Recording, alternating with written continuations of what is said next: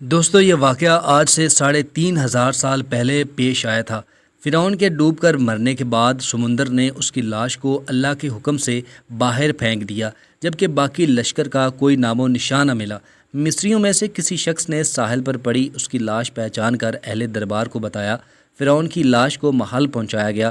درباریوں نے مثالیں لگا کر اسے پوری شان اور احترام سے تابوت میں رکھ کر محفوظ کر دیا۔ حنوط کرنے کے عمل کے دوران ان سے ایک غلطی ہو گئی تھی۔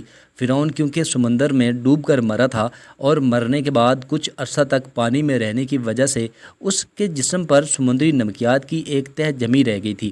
مصریوں نے اس کی لاش پر نمکیات کی وہ تہہ اسی طرح رہنے دی اور اسے اسی طرح حنوط کر دیا۔ وقت گزرتا رہا، زمین و آسمان نے بہت سے انقلاب دیکھے جن کی گرد کے نیچے سب کچھ چھپ گیا، حتیٰ کہ فرعونوں کی حنوط شدہ لاشیں بھی زمین کی تہوں میں چھپ گئیں۔ ان کے نام صرف کتابوں، ان کی تعمیرات اور لوگوں کے ذہن میں رہ گئے۔ اس واقعے کے 2000 سال بعد اس دنیا میں اللہ کے آخری نبی حضرت محمد صلی اللہ علیہ وسلم تشریف لائے۔ ان پر نازل ہونے والی آخری کتاب میں فرعونوں کے قصے بڑی تفصیل کے ساتھ بیان کیے گئے تھے، اور اسی سلسلے میں اس فرعون کا جسم محفوظ کرنے کی بابت آیت بھی نازل ہوئی تھی، جس کی سچائی پر سب اہل ایمان کا پختہ یقین تو تھا، لیکن وہ سمجھنے سے قاصر تھے کہ اس خدائی کا دعویٰ کرنے والے کی لاش کہاں محفوظ کی گئی اور کیسے اسے عبرت کا نشان بنایا گیا۔ 1871 میں مصر کے ایک شہر الغورنیہ سے تعلق رکھنے والے غریب اور معمولی چور احمد عبد الرسول کو فرعونوں کی حنوط شدہ لاشوں کی طرف جانے والے خفیہ راستے تک رسائی مل گئی۔ احمد عبد الرسول نودرات چوری کر کے بیچا کرتا تھا۔ ایک دن وہ دریائے نیل کے کنارے کے قریب تبیسا کے مقام پر اسی سلسلے میں پھر رہا تھا جب اسے ایک خفیہ راستے کا پتہ چلا۔ وہاں وہ نودرات کی چوری کے لیے جگہ کھود رہا تھا کہ اسی دوران اسے کچھ لوگوں نے پکڑ لیا اور پولیس کے حوالے کر دیا۔ وہ جس جگہ کو کھود رہا تھا وہاں سے ملنے والے راستے کی جب مسلسل کھدائی کی گئی، 1891 کو دوسری ممیوں کے ساتھ اسی غرق ہونے والے فرعون کی لاش بھی مل گئی۔ اس کے کفن پر سینے کے مقام پر اس کا نام لکھا ہوا تھا۔ ان ممیوں کو ماہرین قاہرہ لے گئے۔ جب ان ممیوں کا تفصیل سے جائزہ لیا گیا تو فرعون والی ممی پر جمی نمکیات کی تہہ سے تصدیق ہو گئی کہ یہ وہی فرعون ہے جسے اللہ نے پانی میں غرق کر کے بدترین انجام سے ہمکنار کیا تھا۔ یہ بہت بڑا واقعہ تھا۔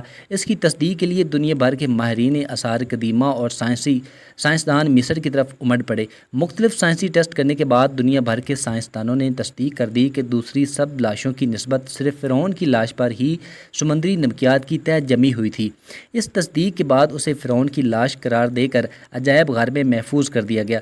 1982 میں فرعون کی ممی خراب ہونے لگی تو اس وقت کے مصری حکومت نے فرانس کی حکومت کو درخواست کی کہ فرعون کی ممی کو خراب ہونے سے بچایا جائے، نیز جدید سائنسی ذرائع سے اس کی موت کی وجہ بھی معلوم کی جائے۔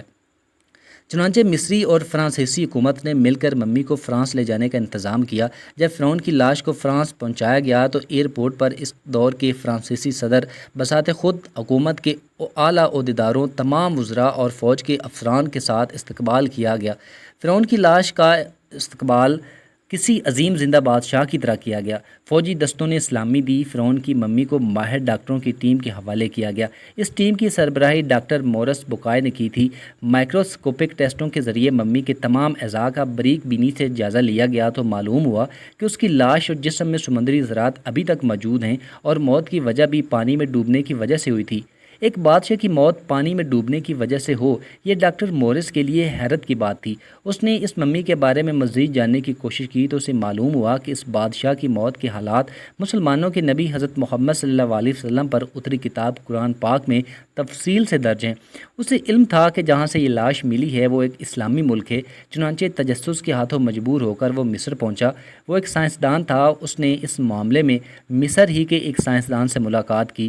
اس سائنسدان نے قرآن پاک کھول کر اسے سورہ یونس کی آیات 90 سے 92 کا ترجمہ لفظ بہ لفظ سنایا۔